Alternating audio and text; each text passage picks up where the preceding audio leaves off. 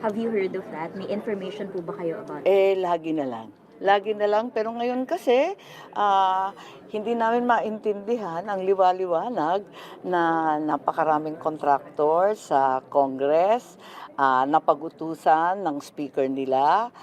Bakit bigla ang direksyon, laban na sa mga senador? Nakakapagtaka eh. Maraming hindi natutuwa sa minority, sa leadership, sa current leadership po, ma'am. Sabi niyo po. Well, wala naman tinutukoy na personal. Sa Friday, ma'am, pwedeng mangyari po. Kasi hindi pwede namin bang mangyari? maintindihan kung saan nanggagaling itong direksyon na to. Utos ba? Kusa ba? Talagang parang linilin lang naman ang taong bayan. Mas matalino ang Pilipino kesa dyan. Hindi magpapauto. Okay, magandang araw po mga kababayan at ngayon po ay October 11. Kahapon po ay start ng 1-month vacation. Ano ba? Break. 1-month break ng ating Senado. Ang balik nila ay November 10. 1 month po sila naka-break. Ay ang problema ay nabitin po tayo dun sa Senate investigation patungkol sa flood control issue, corruption. Na tayo po ay nabitin dun eh. Ay ang problema ay ang ganda na sana nung simula ng Senado noong Blue Ribbon Chairman ay si Senador Marcolita. Sa kasamaang palad, siya po ay biglang napalitan at ang pumalit ay si Senador Lacson.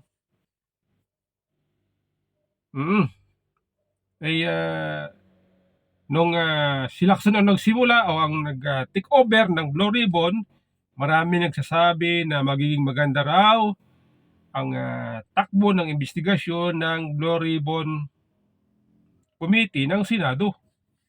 Ang problema, nung si Lacson na po ang chairman, ay unti-unti po natin na halata na parang nag-iiba po ang direksyon ng investigasyon ng Senado. Okay? Kaya, di ba, si Lacson, bago niya i-take over ang Blue Ribbon, marami po siyang mga, I think, 2 beses yata na ginawang privilege speech. At doon sa kanyang mga privilege speech, may binabanggit po siya ng mga 67 congressman na di umano ay contractors. Ang problema, inaasahan po natin yon, in-expect natin na yun po ay ipapatawag, babanggitin, kung sino-sino yung mga yon. Wala pong nangyari, tayo po nabitin doon.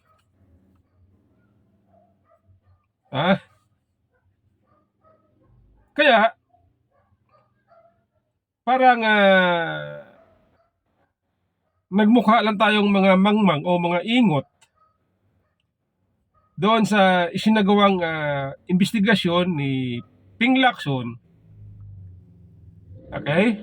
Dahil hindi naman niya kayang tukuyin kung sino-sino yung mga sinasabi niyang 67 congressman na contractors. Ito nga nung siya po ay naging Blue Ribbon Committee Chairman, hindi na po natin nakita sa hearing ito mga may-ari ng mga construction company na pinatawag ni Pangulo Marcos. Yung 15. Ang nandun lang, Diskaya, Wawaw, at yung Sims. Nung una, nung si Marcolita po ang chairman ng Blue Ribbon, doon po lahat yung mga representatives nito mga construction company na ito. Nung si Lacson na po ang pumalit, wala na. Tumahimik na.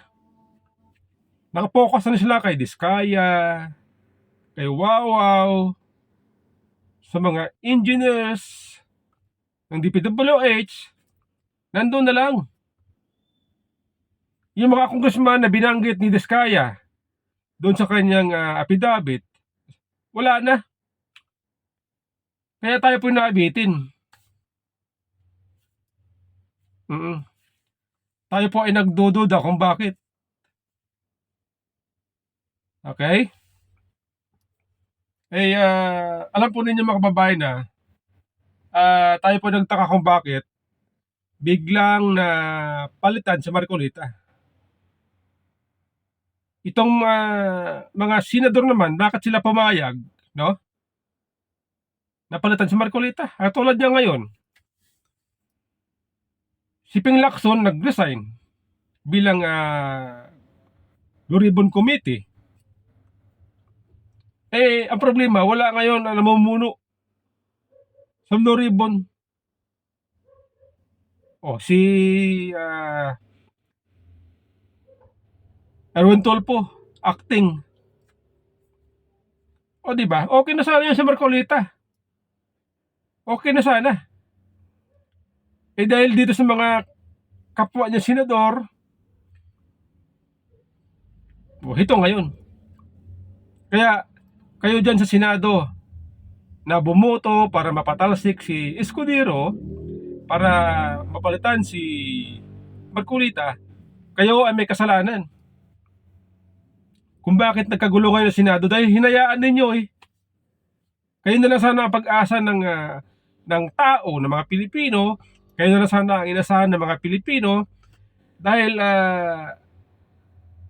gusto po natin sa ating gobyerno may checks and balance.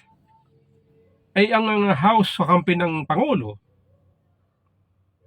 pati pa naman Senado, hawak na rin ng Pangulo. Wala na checks and balances Wala na. Di ba? Tulad yun na sinabi ni Amy Marcos, magulo.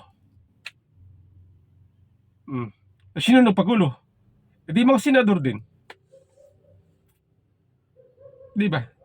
Hindi ko alam Baka mayroong kompas sa kanila. Baka mayroong nagdidikta sa kanila. Yun po ang ating hindi alam mga kababayan.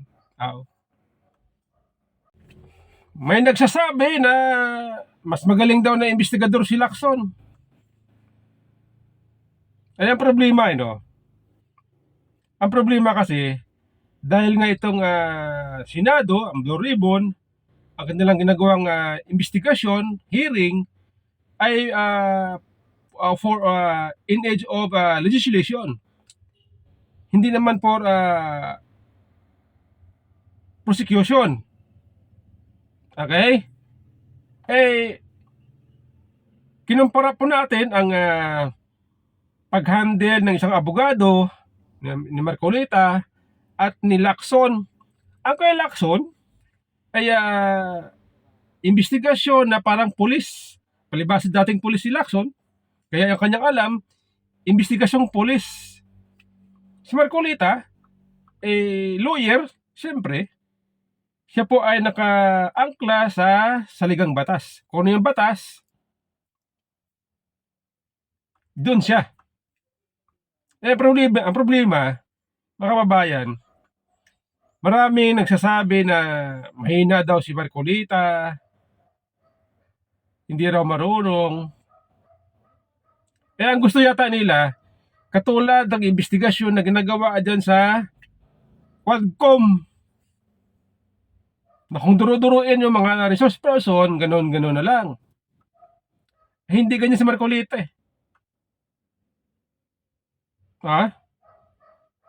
Nakalimutan niyo ng mga tao na ang Senado, ang ginagawa ng Senado na investigasyon ay in aid of legislation. Hindi po siya for prosecution. Di ba? Yun po, doon po nagkakaiba mga kababayan. Kaya para sa akin, mahalaga po na ang sinasagawang investigasyon ng Senado ay nakaangkla dapat sa batas. Kaya nga di ba? Kung mapapansin niyo mga kababayan yung mga nagdaan investigasyon ng Senado, napakarami na. Eh ano nangyari? Yung mga sinasampahan nila ng kaso,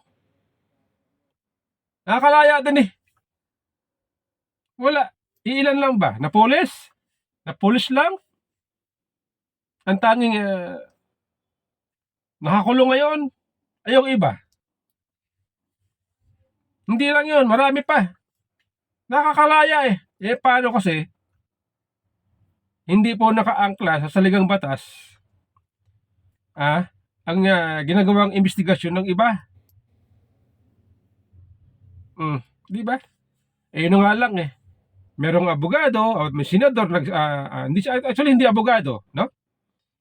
Merong isang senador sabi sometimes you need to bend the law. Tama ba 'yun? Sinangayaw na naman ng Justice Secretary. Eh ngayon ombudsman na.